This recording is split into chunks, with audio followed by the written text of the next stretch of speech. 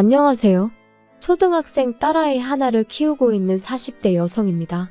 제가 오늘 이렇게 제 이야기를 하러 온 건 말 그대로 염치 없는 저희 시댁 식구들을 고발하고 싶어서요.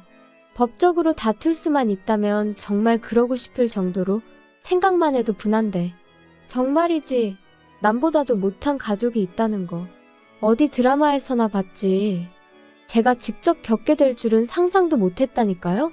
일단 제 이야기를 좀 하자면 제가 고등학교 2학년 때 아버지께서 세상을 떠나셨어요. 화재 사고였지요. 참으로 억울한 게 원래 저희 아버지는 본사에서 근무를 하셨는데 그날은 공장에 내려가 봐야 할 담당자가 휴가를 내는 바람에 어쩔 수 없이 저희 아버지가 가시게 되셨거든요. 그리고 그날 딱 사고가 난 거예요. 어이없는 사고로 아버지를 잃은 후 아버지와 사이가 좋으셨던 어머니는 밤낮으로 눈물을 흘리셨고 저는 저대로 매사에 비관적인 사람이 되어갔지요. 게다가 이후로 어머니도 저도 전혀 알지 못했던 빚들이 여기저기서 하나둘씩 튀어나오는데 정말 환장하겠더라고요. 뿐만 아니라 저희 모녀를 더 미치게 했던 건 아버지의 형제들 그러니까 친척들이었어요. 사람이 죽었는데 기껏 저희 집에 찾아와서는 형이 재산을 얼마나 남겼냐, 보상금은 얼마나 받았냐, 자기들이 정말 힘들어서 그러니 좀 나눴으면 안 되겠냐. 형이 살아있었다면 무조건 나눠줬을 거다.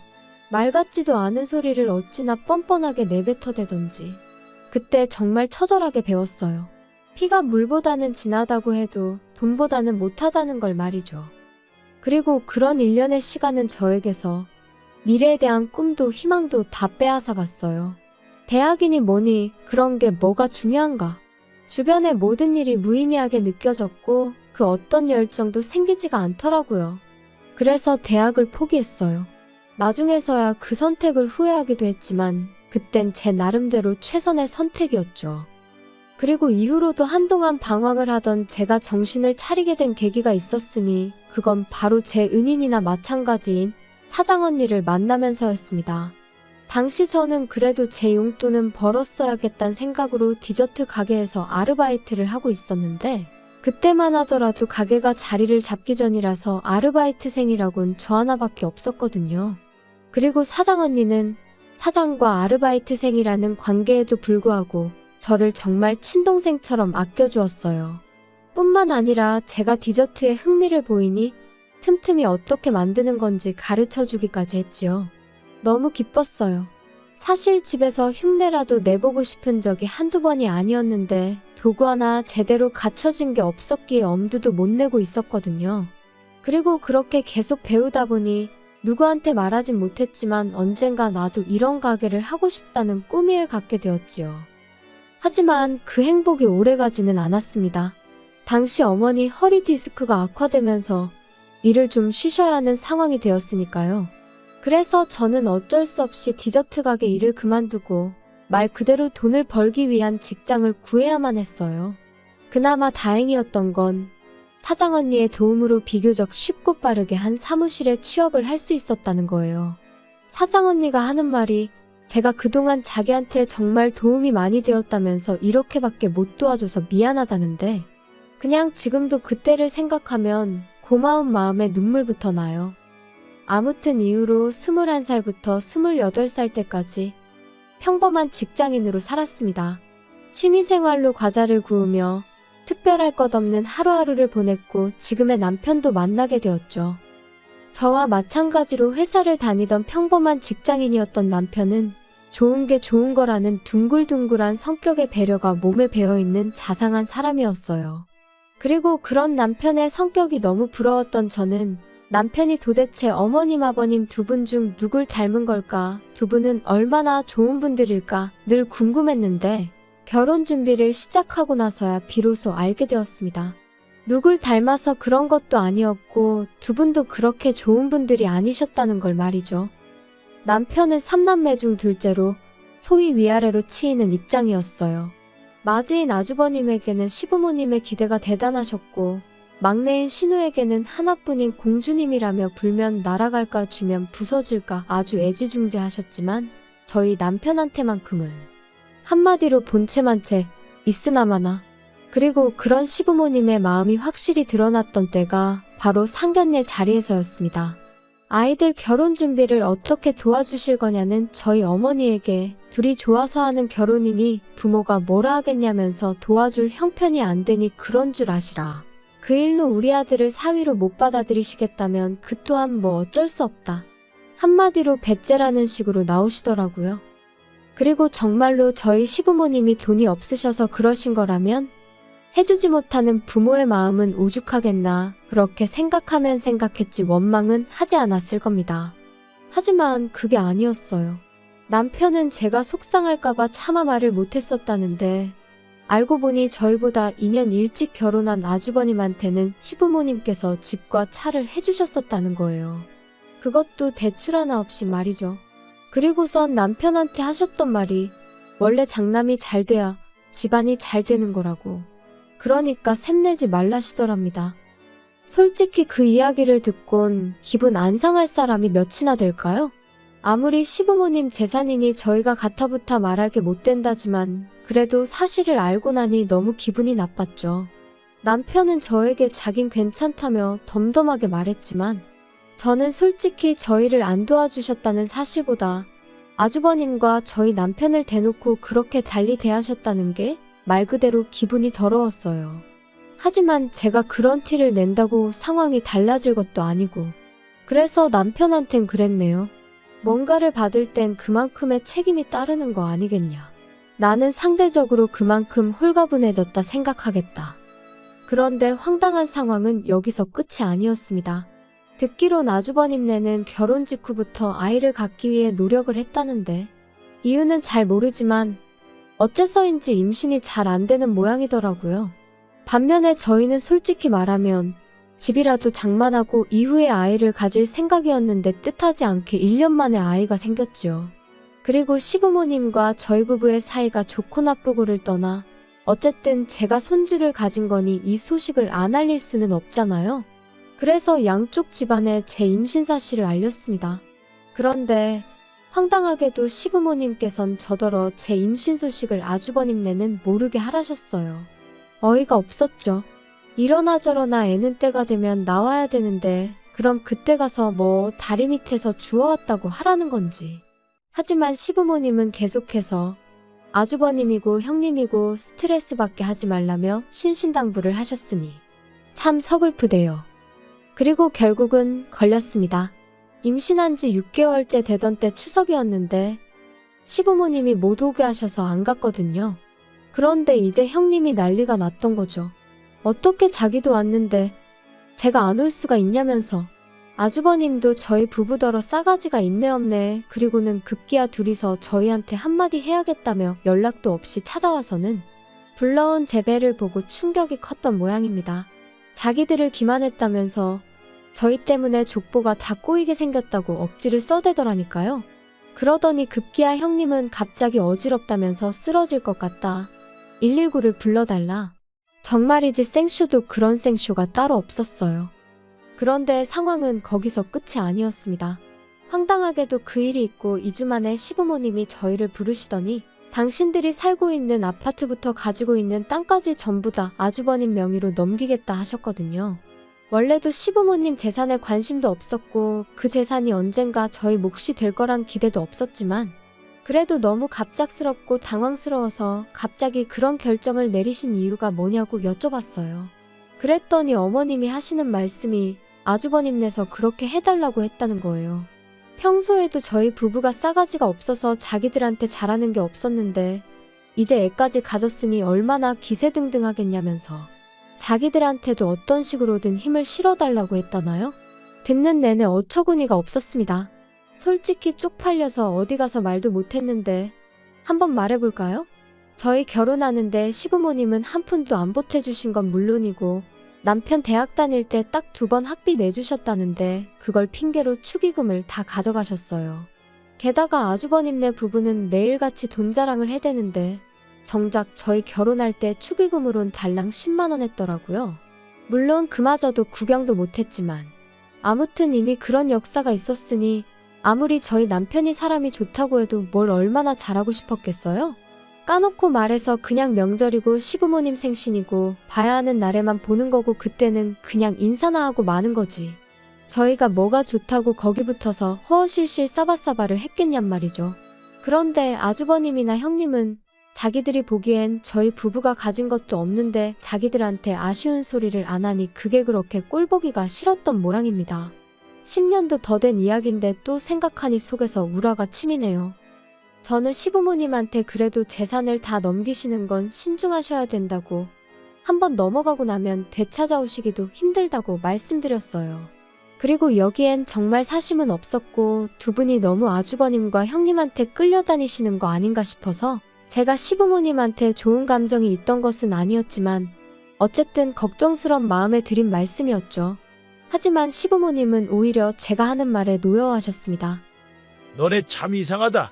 왜 부모 자식 사이를 이간질을 하냐? 제가 무슨 이간질을 했다고, 정말 걱정이 돼서 드리는 말씀이에요. 아이고 걱정 같은 소리 한다. 다른 사람도 아니고 우리 장남한테 준다는데 어디 감히 그런 소리를 해. 그리고 너네 혹시 우리 재산에 흑심이라도 있으면 꿈깨라. 이거 너네가 아무리 술을 써도 너네 거 안 돼. 장남해줘야지. 장남이 잘 돼야 집안이 잘 풀리는 거라니까. 그리고 생각해봐라.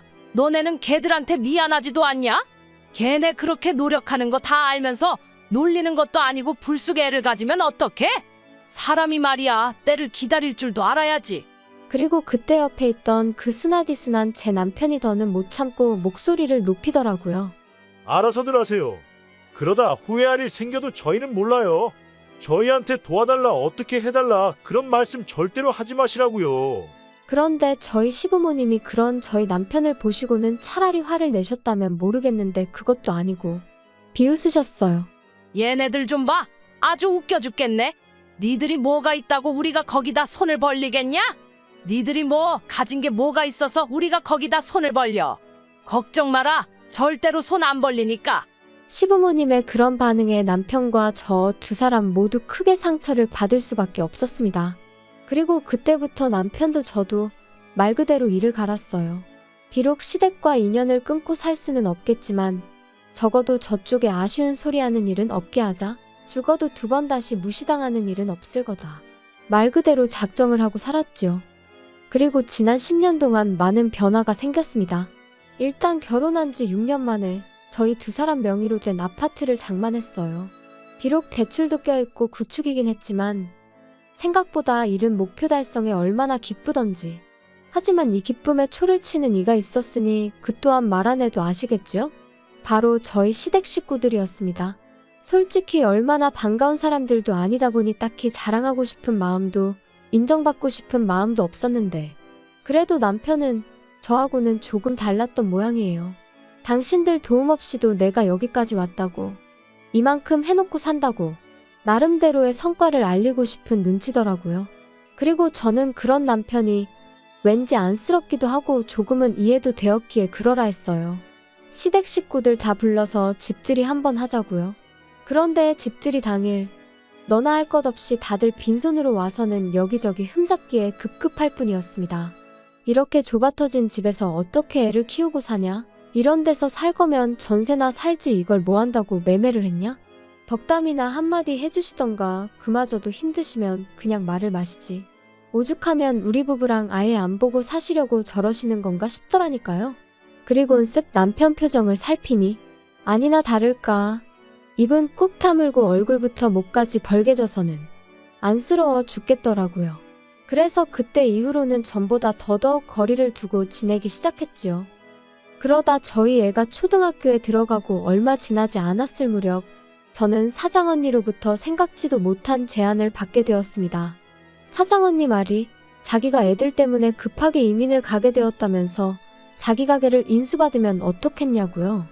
이미 하겠다는 사람은 여럿 있었지만 제가 계속 마음에 걸렸다면서 만약에 제가 한다고만 하면 저한테는 권리금 없이 그냥 넘기겠다는데 솔직히 그렇게 제 생각을 해줬다는 사실만으로도 너무 고마웠네요.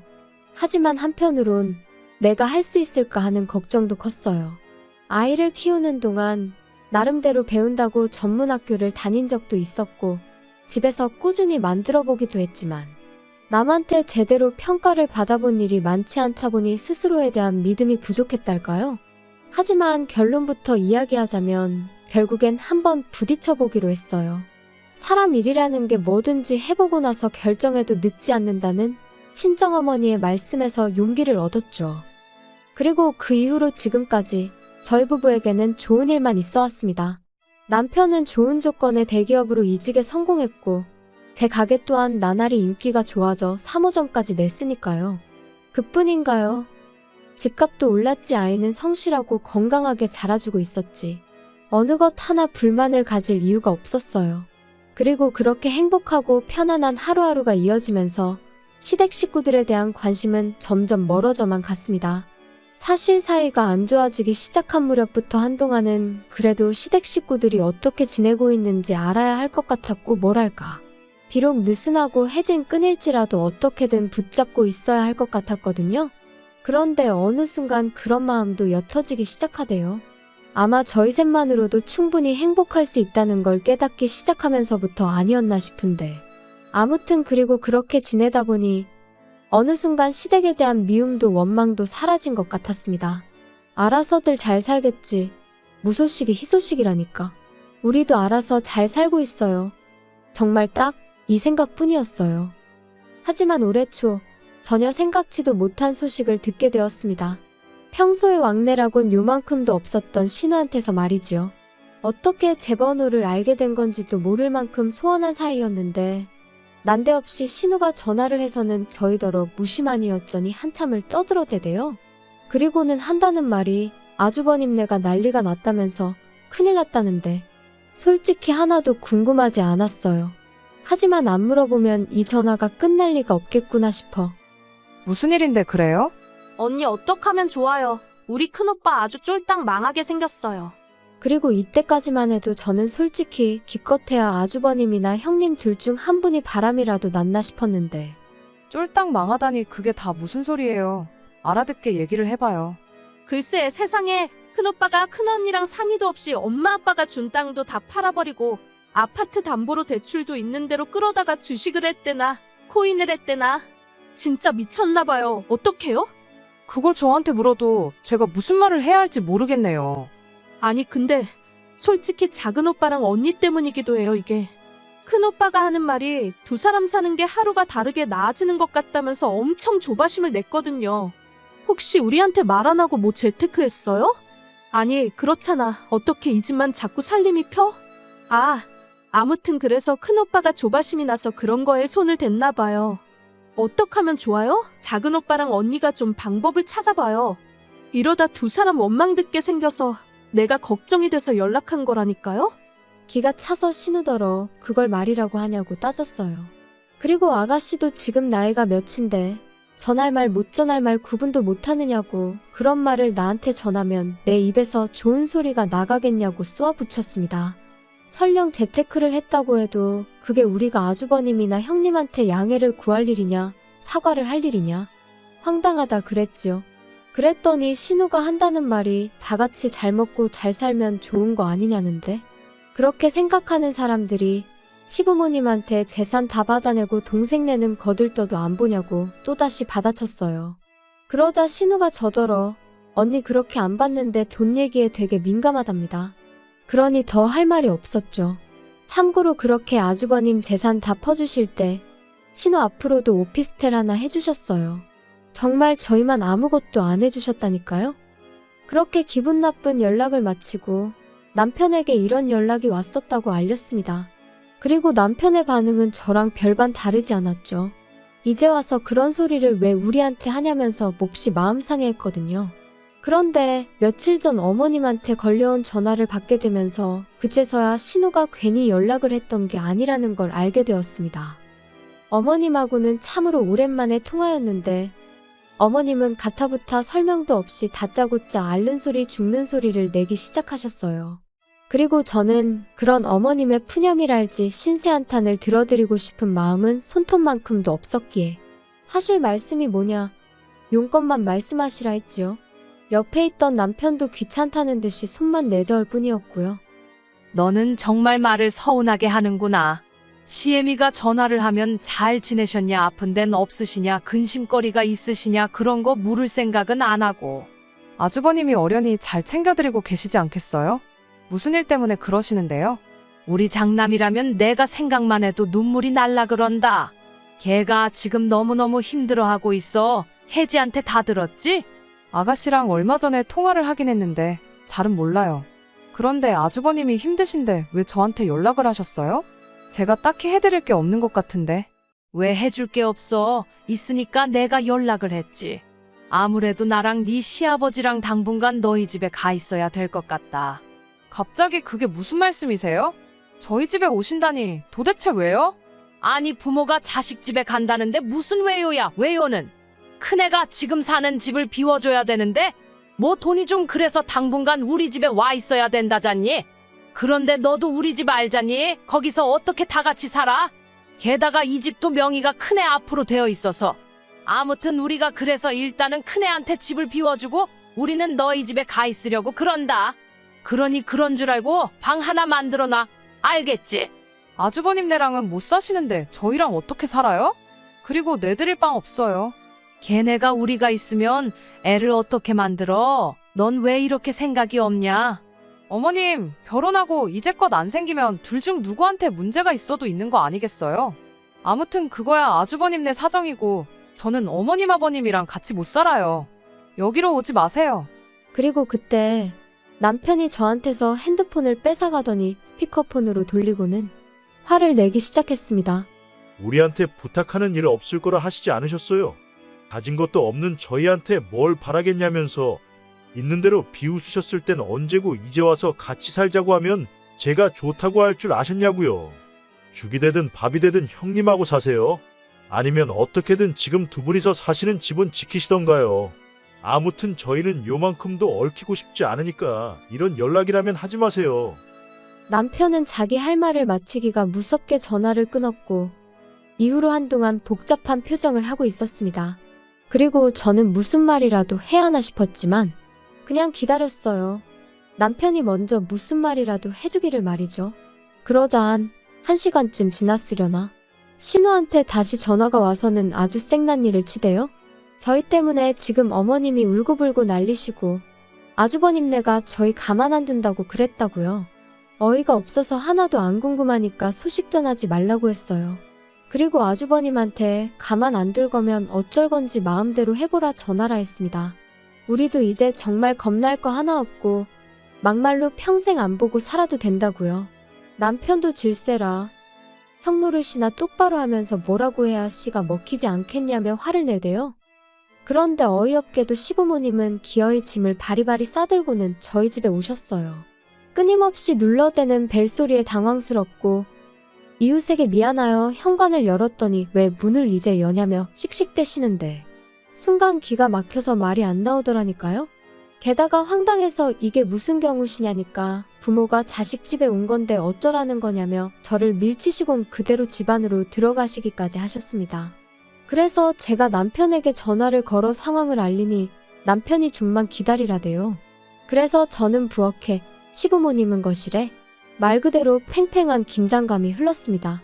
그리고 얼마간의 시간이 흘렀을 무렵 세상에 남편이 경찰을 대동하고 왔더라고요.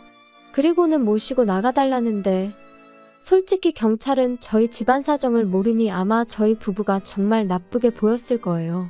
그래도 부모라는데 추운 겨울날 모시고 나가달라 하니까 어이가 없었겠지요. 하지만 뭐 막말로 체면이고 나발이고 아무튼 신랑이 끝에 아주버님이 와서는 그렇게 시부모님을 모시고 갔어요. 저희한테 쌍욕을 하길래 한 번만 더 해보라고 그러면 고소하겠다 했네요.